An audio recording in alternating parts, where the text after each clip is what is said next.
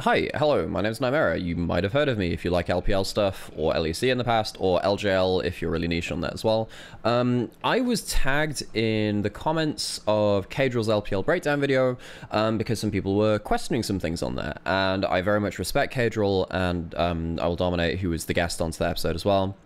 And I respect their opinions of the LPL, but I figured I could add another perspective and maybe some other perspectives as well. So that's what we're going to do. I've never really done React content before yet, so we'll see whether that's a thing in the future. But yeah, I figured I'd bring up the video, go through it, maybe even statement by statement. If you're seeing this on YouTube, it's probably going to be heavily cut down.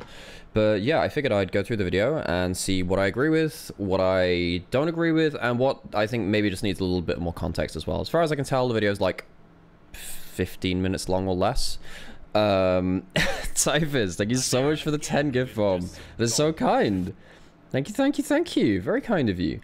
And yeah, I figured we'd go through this and I actually thought I'd changed a lot of the sound effects for follow notifications and stuff. Apparently not. So you just get to hear Atlas saying I'm doing gold content. There's so much gold content here. Anyway, I think that's good enough for an intro. Let me just see. That's not right, is it? So it's browser. Is that the one? Yeah, there we go. So, this is the video. It's 13 minutes, right? Cool, cool, cool. And we'll drop a like as well, because we appreciate Mark. Okay, right, let's get into it. Hello everyone and welcome to the next episode of the Major Region Rundown. Today we're going to be going through the LPL. Now these videos again serve as information pieces to keep you up to date if you haven't been watching the LPL. Snappy, quick, strengths and weaknesses, what you can expect from the team and where they are now compared to where they were last year. Let's start with LPL's first seed, the summer champions, Bilibili Gaming. In the top lane, we have Bin. In the jungler, we have two-time MSI champion, Wei. In the mid lane, we have the golden left hand, Knight. At AD carry, we have Elk. And at support, we have On. BLG finished top 4 at Worlds last year, where they lost in the semi-finals against Weibo Gaming in what was an incredibly close 5-game series that was ultimately decided in a dragon fight, where Light clutched the fight to take Weibo to the finals. Following their Worlds 2023 exit, BLG brought in Knight to replace Yagao, who went to JDG with the two teams effectively swapping mid laners, and this just gave BLG even more firepower to work with. They won LPL Spring and qualified to MSI, where they finished 2nd place, losing to Gen G in a 3-1 fashion where their bot lane struggled a little bit to match the Korean counterparts. Okay, so, got about a minute into it. I haven't heard anything right now which I have disagreed with. I do think at MSI there were more problems than bot lane falling apart. However, going into MSI, the biggest difference between, or rather the biggest hope for BLG was the fact that their bot lane snowball style, where they just continually 3v3 bot lane, would be able to snowball them through to victories. Obviously, that wasn't the case through at MSI, and I think Elk and On probably were the biggest underperformers of that tournament for BLG. That's not in question. So if you want extra context on that, yes, I do think Shun played quite poorly at that tournament as well for parts, and I think that oh, and another thing which I'd like to readdress here as well, a lot of people walked away from MSI feeling like Knight was very much poor and whatever. Knight was still the 2nd best mid laner at that tournament. So I think that's an important thing to keep into context as well. Towards the end of summer, and despite relatively good results, BLG benched Shun for Wei, who added way more consistency to the team, which was much needed for the BLG roster. So, was Wei brought in to bring consistency over Shun? Yes, totally agree. That's another point in the favor as well. Nothing wrong with that one. I will say though, in terms of extra context, they wouldn't have time for this in this video. Shun did bring more explosive early game firepower. While he was less consistent, he was a player that would very continually get 3v3 dives off in bot lane and really get the early game rolling. Wei also does this, but I think Shun had a better upper end when it comes to that early game firepower. The veteran jungler, formerly from RNG, brought immediate results to the team. They've only lost a total of 4 games as a team since Wei joined. Not series. They haven't dropped a single series. BLG won LPL Summer with... quickly hitting on that too, I did see a comment on one of the videos, is Wei a veteran? Yes, he is at this point. It's quite hard to say within LPL, because if you don't watch LPL much regionally, you only see people internationally. Now, Wei has been international as well, so you would have seen him bits and pieces, but unless a player has been playing since like before 2020, before the COVID era. I think a lot of people refuse to accept people as veterans. I think Wei does count as that at this point. He's a multiple MSI winner, and he's played for many years. In such a dominant fashion. They were not challenged at all in the playoffs and are a tier above the rest of the region at the moment. This is very true. They were pretty much uncontested. I think BLG, when they actually started... Hey, Yassi, thank you so much for the sub. Good to see you back. 34 months. Jesus, almost 3 years. But yeah, I think... BLG, when they turned it on in playoffs, when they got through to that, you know, when they were in that double elimination, God, they were so good. They looked like a completely different team from the regular split. This team is one of the favorites to win Worlds. Yes. Bin is possibly the best top laner in the world right now. Yes. Knight was the MVP in spring, and although he's had his ups and downs, he is a solid player. Elkin on... Okay. All right. I think this is our first time where we really need to step in here. This is the first point where we really need to stay in. So... let's go back over that. Easy in spring and is possibly the best top laner in the world right now. So Bin, possibly best top player in the world. Not contesting that. That's great. Knight was the MVP in spring, and although he's had his ups and downs, he is a solid player. Yes, if you're ending it there, I disagree there, Mr. Caedrel, and I appreciate his opinion and all things LPL and a bunch of stuff. But Knight, describing Knight as just a solid player really doesn't do him justice. Knight just had 4 back-to-back championships in LPL. He's had 3 finals MVPs, which no player anywhere in LCK or LPL has ever had before in terms of the 2 big regions regionally. And he's made 6 finals consecutively on 3 different teams. This guy is absolute gold dust when it comes to LPL. And I think if you look back at his previous international tournaments, I think MSI, like I was saying, he was the 2nd best mid at that tournament. Yes, he was beaten by Chovy, but that's Chovy in a prime meta for him. I don't think that's a point against him particularly. And yeah, even looking back to last Worlds, you can see on my YouTube channel, I did something like a 4-hour breakdown on that series. So, you know, strap in if you really want to go back to that tournament and watch that one. But one of my big takeaways was, and that was a review of T1 versus JDG, is that Knight did about everything he could do in that series, even though they lost. I think that Knight is arguably the best player on BLG. I think he was very much deservedly the MVP of finals for me. And yeah, I think that as soon as playoffs hit, this guy was an absolute monster. Now, I do think throughout group stage and then into the Rumble stage, he was off form. He really was off form. He turned off in a way which I haven't really seen from him in my time in the LPL, although I have heard that occasionally he can go through these slumpy kind of bits. So I think this is the point where I have to step in, defend my boy, and say, yeah, he's a bit more than solid. I think Knight is arguably the most important player on this team. I think it's a toss-up between him and Bin. And On are still easily one of the best bot lanes in the world, and Wei has slotted in perfectly to this roster. That's fine. I gathered up some comments and insights from the Eastern fans on their perspective on BLG. Oh, okay, I gotta move my camera on this, don't I? It's from Eastern fans, and this is, I believe all of this is translated by you as well, you can see on Twitter. Bin is very solid, always shows up at the internationals. Wei also had good performances this split.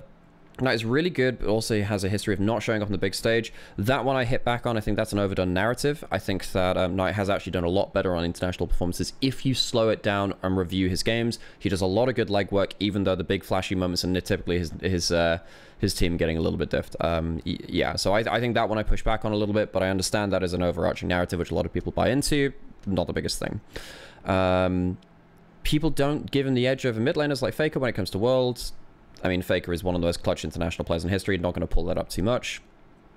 Elk is also solid. I think you can probably go a little bit deeper than that. I think Elk, despite the fact that he didn't make All-Pro, him and Lights didn't make All-Pro.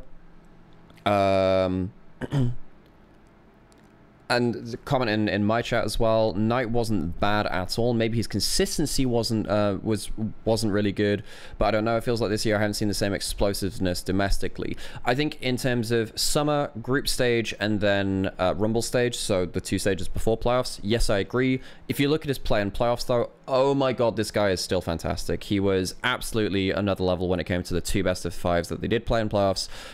So if he retains that level of form, that's the Knight which I want to see. People worry about On because he's kind of inconsistent, memed as Chinese Hillsang. Completely get that. Yeah, he has really high ups and really really low downs. We even saw that in finals as well. It was the game 3 which probably BLG should have lost because On had an absolutely horrific board game. So yeah, that was something. Overall, this team has a very high ceiling, and given the right meta, they do have the biggest chance of winning worlds over other LPL teams. Yes, I would go as far to say BLG, the only LPL team that I am convinced by right now. The other teams need to convince me at Worlds. All right, let's move on. In the LPL, but are a quite different team to what they were in spring. The team has benched Shun in favor of Wei, which has allowed them to play a much more dynamic playstyle. Previously, I actually think we can add something on here as well. There was a little comment in there which Dom said, BLG dominated the entire year in LPL. This is something which I was talking about with the other LPL casters when we were working together for semifinals. We don't think there's ever really been a year where one team has dominated the way that it does. When you think of LPL years, you think of IG and RNG, EDG and RNG, Top Esports and JDG. You think of like these two teams which are fighting it out, typically on the whole. And normally there are two teams in the hat, or at least maybe one more if you're better than that. If you have like a better catchment of teams for that year. This is the first year where it really has been the best team is BLG, well, and then it's like Top Esports after that point. We haven't really had a year like that for LPL so far, so that's worth noting in as well. This is a historically dominant year from BLG. BLG was an extremely bot lane focused team, but now with Wei, the team can play through all three lanes, which has unlocked their solo laners of Bin and Knight. It seems that the MSI finals lost. That is true. BLG were very bot lane focused. They would snowball through bot lane 3v3. They still can do that, and I still think that is their best style, but they have played more towards Bin as a carry, and Knight on side lane carry duty as well. Was a big turning point for BLG, as they have restructured their playstyle in order to have a better chance versus the LCK at this Worlds. Jungle, world champion Tien. In the mid lane, we have the rookie of Cream. At AD carry, we have... This is just a weird point to hit out here. This guy's name, the jungler's name, you pronounce it Tien rather than Tian. If you see an A, I-A-N, normally it's N rather than An. It's a slight kind of pronunciation difference. So, Ching Tien, Tien... Stuff. 369 actually left JDG because he wanted to go home to Top Esports, where he felt like he would be more comfortable. It was actually... Yeah, there's a bit more context to this. I think 369 really didn't like the pressure of being on JDG. I think that the atmosphere was very high stress for him. His choice to leave JDG in the first place in one of their series. I think this is actually worth hitting on a little bit more as well. Mako played 1,100 games for EDG, and then he came over to Top Esports. Okay, yeah. So, you know what? This is a conversation which I had with my brother when we were casting LPL. Cream's not a rookie anymore. Cream isn't a rookie anymore. He is a rookie compared to the old guard, but he's not a rookie. Cream's been playing since 21. Is it 21 or 22? He's been playing for a number of years now. He played for what, 2 and a bit years on OMG, and now he's had a whole year on Top Esports as well. 2020. Okay, yeah. So he's been playing for a number of years. Either way, like between 21 and 22. Yeah, I think that at this point, Cream is not a rookie. Now he has only had his first international event this year at MSI, and then he went to EWC as well. But I don't think Cream is a rookie. It's just, this is the prop. We talked about this a little bit earlier. When you only watch the internationals, or you're not as engrossed in the LPL, this is not applying this to Caedrel. Caedrel watches these things. But I think in terms of community sentiment for LPL players, they only really care if you've turned up to international events before. And that's where kind of like their career starts for you. So for instance, Flandre hadn't made it to an international event since Worlds 21, I'm pretty sure. You know, a lot of people hadn't really tracked his career as much before that, despite him being so good on Snake before that point. I think Caedrel's implying that he's a rookie at Worlds. Yes, completely agree with that. However, for those people who are a little bit less familiar with the LPL, I completely agree that it could just be a rookie at Worlds thing. Cream is not a rookie in the pure sense of it. He has been playing for multiple years, and he has grown an awful lot as a player. AD carry, we have the superstar Jackie Love, and in support we have... And yes, he is still the least experienced mid laner at the LPL spending. Following a discipline, Kaiser for OMG in very important game decided... So, it's a national holiday now. This is National Fly Into the Sunday. It looked like he hit in one of their series. Oh, Cream. Why did he do that? Oh, God. That was game 5 as well. But yeah, I will say on OMG, Cream was the main carry of that roster too. Cream, like, just saying that he struggled in that one series, yeah, that's the biggest moment you'll remember from him. Cream was still the main character of that fan favorite OMG roster. That was such a fun roster. Very important game deciders. It looked like Mako is such an amazing pickup though. Such a star player and one of the GOATs of LPL. I would go further than that. I think Mako is on the shortlist for GOATs of support role all time.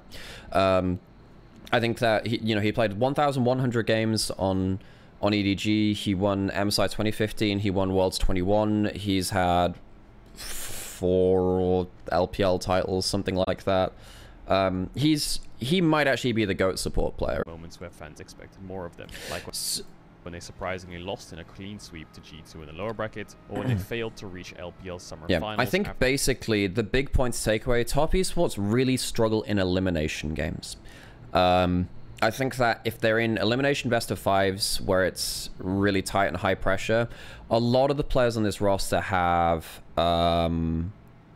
they have a lot of like mental fortitude issues. I think even JackieLove can fall into that now, despite the fact that he's a world champion, and a bunch of these players are world champions from the past.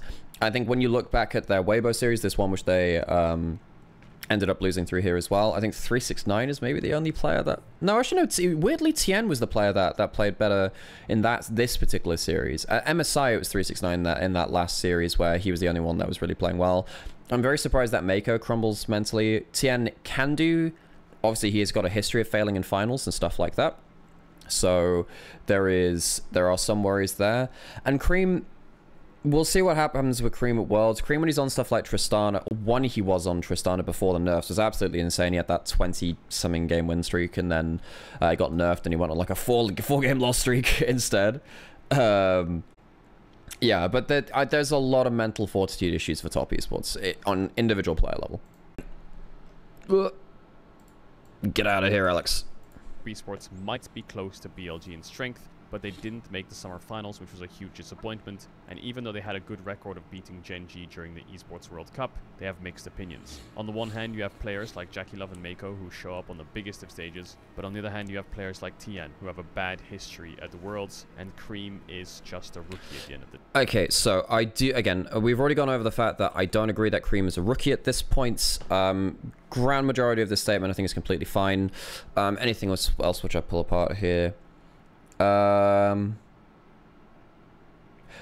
think the biggest thing when it comes around to top esports is the fact that, like, if they are considered underdogs in a non-elimination game, so if they play against Gen G in Swiss stage, I think they have a way better chance to beat them. I think as soon as you get through the elimination games, I get worried about mental fortitude, which really worries me, because this team is so good. For most of summer, top esports was the best team in the LPL. For most of summer. Worlds in 2021 and 2022. Will Tien reclaim his international throne, or will Worlds Tien show up once again? It's fair point. Just like last year, the LPL just quickly, one last thing on the top esports thing as well. There used to be this narrative which would come through, which was an LPL team will bomb out of Worlds group stage. There'll just be one team that bombs out. And that was kind of true for a while, but really that was Tien's teams. Tien's teams at Worlds would bomb out instead. All right.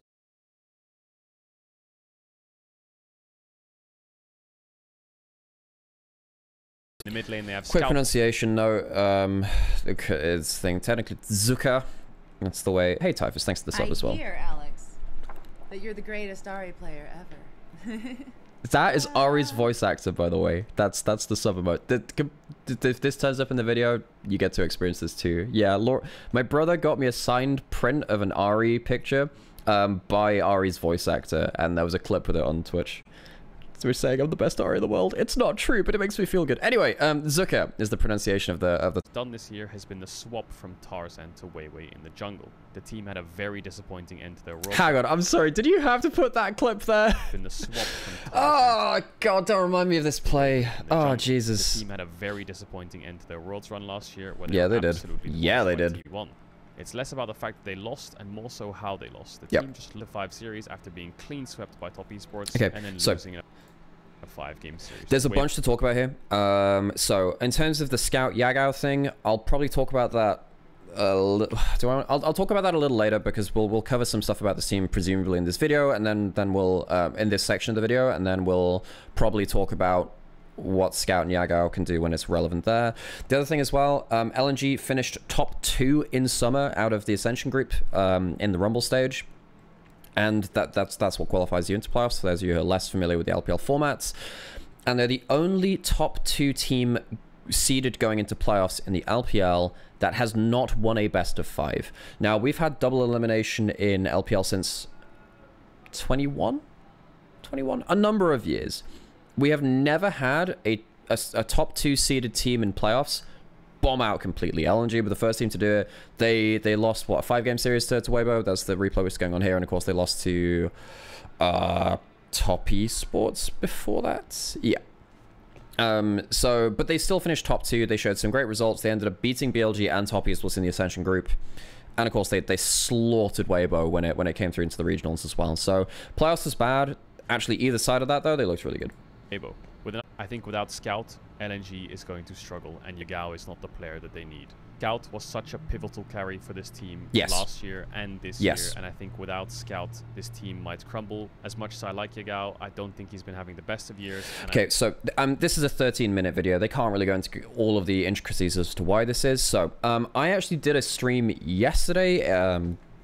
I don't know if that's actually helpful on YouTube or not. Probably isn't. But anyway, I did a stream before I recorded this video, which highlighted some of the things which Scout does for LNG. Scout is like the premier player of using a pushing mid lane to set up his jungle early. So he's not a dominant laner, but he is very good at setting up lane states which his jungler can do something with. Whether that is, so for instance, he did this versus Cream, who is a good mid laner. I wouldn't say he's like top best mid laner in the LPL, but he's definitely elite now. He has earned that position to be elite. You know, we talked about it a little bit when it comes to Top Esports, I guess. But yeah, Scout would control the first few waves of the game to allow Weiwei to be an absolute gremlin and to go wherever he wants. And he also plays champions like Lucian, Azir, Jace is one of his best champions too, which one, all have really good tower damage, and two, also have really good follow-up range. They can dash over a wall to get to a play. They can fire a shock blast from half a screen away, which means that a jungler can play with that. It's not enough to call it a semi-global, but you know that your mid laner will get to your play in some way, whether it's a skill shot fired from a long range or something like that. Zeri dashing over the wall as well. That could be huge at Worlds as well. I really want to throw that pick in there because I think that champion was really important for him regionally. And so that's the early phases of the game. But then the most important thing which LNG does, LNG are an architect's nightmare. LNG are the best tower taking team in the entirety of the LPL. And the way that they do that is by very intricate side lane macro play. You have Scout go into a side lane and he'll push, and then people overload into his lane. That's one way to do it. Easy way to do things. Scout has really good tower damage, and he'll get a really good amount of damage onto towers. The other way they'll start to do things is they'll have Zerka push in a lane, and then you'll have Scout teleport to his lane. So you've got briefly two people in the same lane. They crush a turret, and then Zerka teleports to the other side of the map to defend that there. So you've got one tower taken, teleport to defend the other side of it as well. You have stuff like that. Scout, even last year, for those of you who are 2023 LNG fans, he was the guy that would play Nash's Tooth Azir and just wreck side lanes. He kind of revolutionized side lane play last year as well. Scout is like the pivotal macro force on this team. As it stands right now, no, I didn't pay for Scout's bail money. No, I didn't. So there's been a lot of talk about whether Yagao would come in or whether it would be Scout going, because Scout couldn't leave the country. As far as recording this video, we believe that Scout can make Worlds, so we can just talk about, well, what does he bring to the team? If he couldn't go, it would be a huge disappointment. He has been the core of the macro here. I actually think Gala has been an incredible carry too. He's been on historic form. But Scout and the way that he changed the macro of this team is absolutely huge, absolutely massive. So it's absolutely worth going into it here. And I think Caedrel's really hit the nail on the head. If they didn't go, it would be really difficult. And Yagao's not really the player they would have needed in terms of being the centerpiece macro short calling piece. Yagao is a very good supportive player. I know this is a meme at this point. He's very good at following up on whatever his team wants to do. He is not the person who decides what his team wants to do, though, at the same time. So it's two sides of the coin. You have a jungler like Tian or Kanavi. I think that Yagao is great for them. If you have a team like LNG that needs the mid laner to be calling the shots, be the first foot forwards, then you want someone obviously more like Scout than Yagao. All right, let's keep going forwards, because I've probably talked you to death a little bit on LNG. I also think he's more of a supportive player.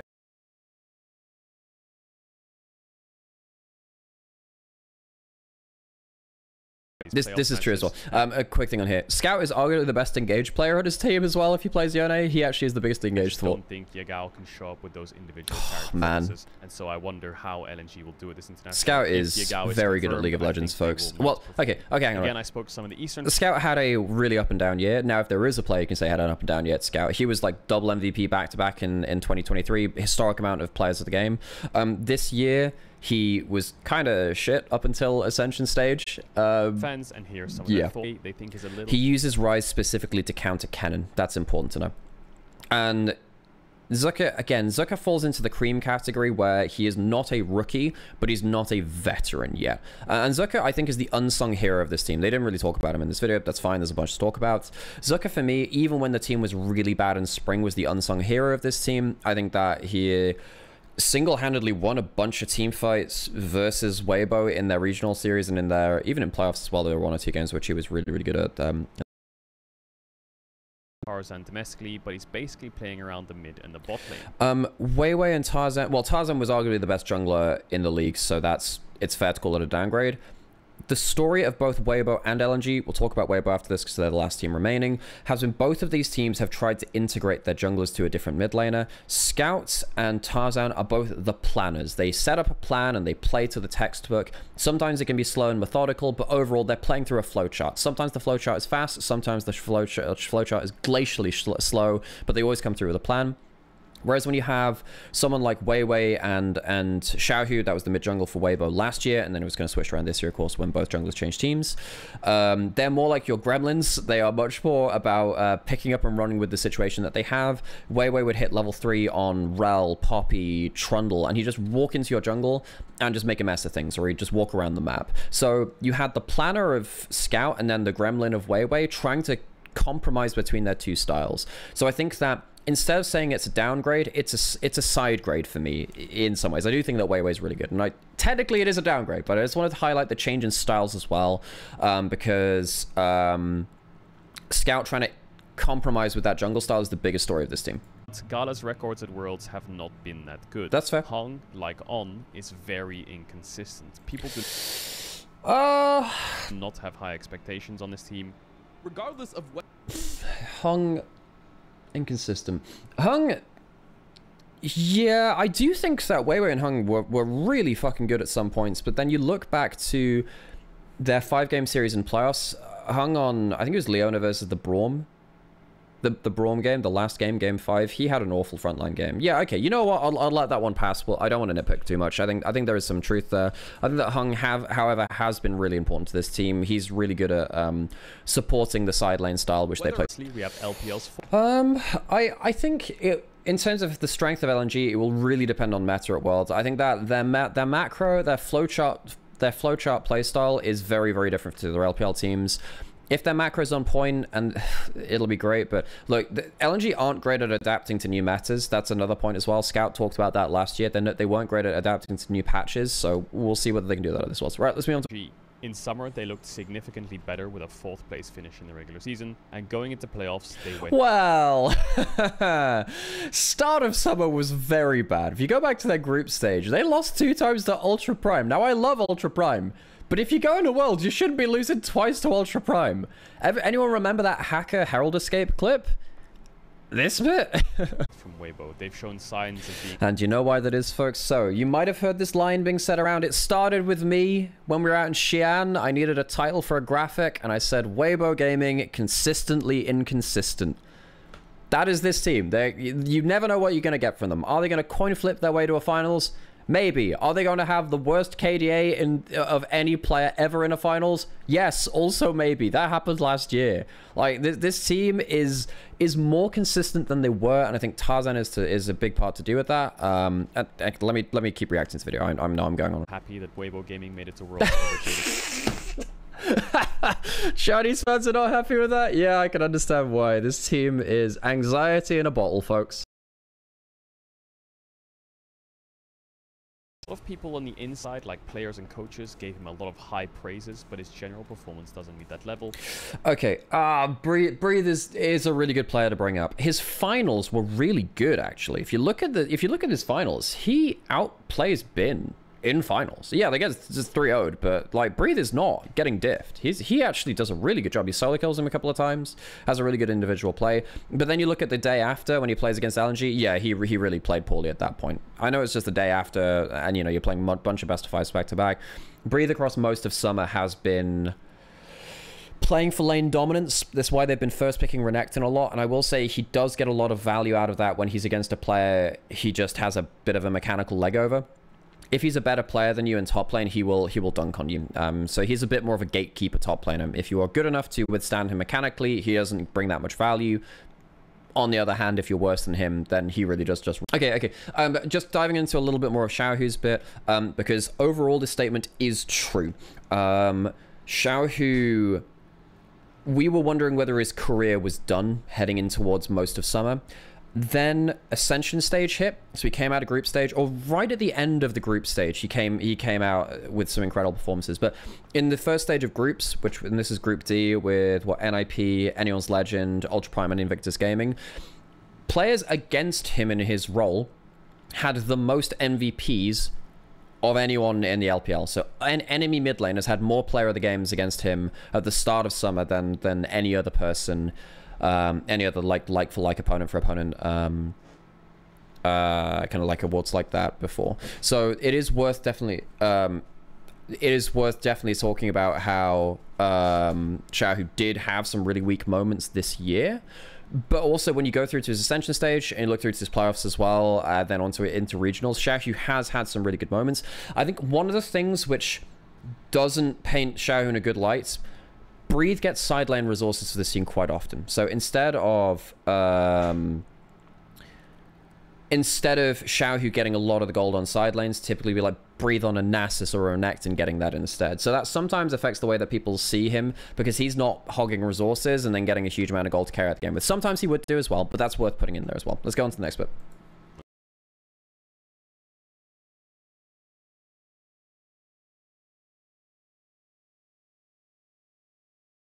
Games. In a way, Chinese fans view him and Knight as the coward, and that's the nickname. What? Why is Knight viewed as a coward? Are you kidding me? Knight is like the playmaker. What is that? Wow. If that's really a community sentiment, I have no idea. That one surprises me, because Knight is the playmaker. In terms of Light, Light has been the unsung... He has just been the legwork for this team. Last year, when the Shy was on the team, like flipping games randomly, it would get towards mid and late game, and everyone would just like go puppy dog eyes and say, Light, could you please carry us? And that would basically be what happened. Light would play stuff like Aphelios, and he would just carry the late game regardless of what happened in early game. This year, it's been less about Light hyper carrying. He has had some Ezreal games which have been really, really good. I think that Light definitely deserves more props than people are giving him. I think that he is really good compared to a lot of people's expectations. He wasn't an all-pro AD carry, but you look through playoffs and then into particularly regionals is where this kind of stood out. Light has been more safe hands than the rest of the team. If you give him a lead, he's more likely to do something with it than anyone else on the team besides Tarzan. So, yeah, I think that Light deserves a lot of respect. I think he's one of the reasons that they had a semblance of stability in the bot side. Name that they give both of them. Crisp is very good on engage supports. He's a great shot caller, but Weibo Gaming is faulty for a reason. Yeah, Crisp is probably worth going into that a bit too. On an individual level, Crisp had one of his worst splits ever, but then you go towards his finals and then into regionals as well. Crisp was really pulling his weight. Light is in the same kind of Hillisang on bracket where he can have some incredible games like on Rel. Rel has been a really important pick for a lot of supports. And stuff like Poppy, been a really good support for that too. But occasionally he does just... Two players to watch on Weibo are Tarzan and their AD carry Light. In the LPL, Tarzan was insane. That's fair. Throughout Absolutely fair. Split with a ridiculously deep champion pool. His individual prowess throughout this had to do with some individually poor games from their solo laners, but not much to do with their overall playstyle. No, I do disagree with that. I think that their overall playstyle does have something to do with this as well. Weibo are a very opportunistic team, much like BLG, where they see an opening on the map and they quickly capitalize on it. They typically make the most of this by having Xiaohu play defensively in a side lane, have Breathe playing offensively on the other, trying to draw out a mistake, then quickly teleporting or rotating to that play, with Xiaohu using something like a Zeri, E over a wall, or Yone to keep really, really safe. Weibo were criminals at overstaying or overextending for some fights in big macro plays where they think they've got this big macro drop on you and they end up being like a 3v5 briefly at Dragon. So that can be a big thing for them too. So I do think I would quickly say that their overall playstyle has also added into some of their losses as well. Yeah. Level of performance will be slightly lower. That doesn't mean, though, that the LPL cannot win the tournament. I think BLG is absolutely a top 3 team in the world. Yep, I agree. And based on how they adapt to the meta, they could be the eventual world champions. This is mainly my thoughts as well. Yep, that's my thoughts as well. The LPL, and thank you to Dom for featuring in the video. Hopefully you're a little bit more informed on the LPL now. I will be going a lot more in depth on these teams and players in the coming days when I do things like tier lists for teams or player tier lists or top players in the world. So stay tuned for that stuff. And don't forget to like and subscribe if you enjoyed the video. Yes, and of course, folks, I didn't put the... yeah, I obviously am just reacting to this as well. Absolutely go and watch this video yourself. I thought this was a great video, honestly. I think that it hits a lot of the big points. Yes, there are some things which I nitpick here and there, but overall, very good video with 2 content creators, which I really, really appreciate their opinions on the region. So, yeah, I hope you enjoyed this little kind of like breakdown of... a breakdown of a breakdown where I can kind of go a bit more in depth. Obviously, I've now been going at this for more like half an hour, so I've taken twice the time. I've paused and I've said some other stuff. But yeah, hopefully this has added some extra perspective in there. Great video. Really glad that they did it. And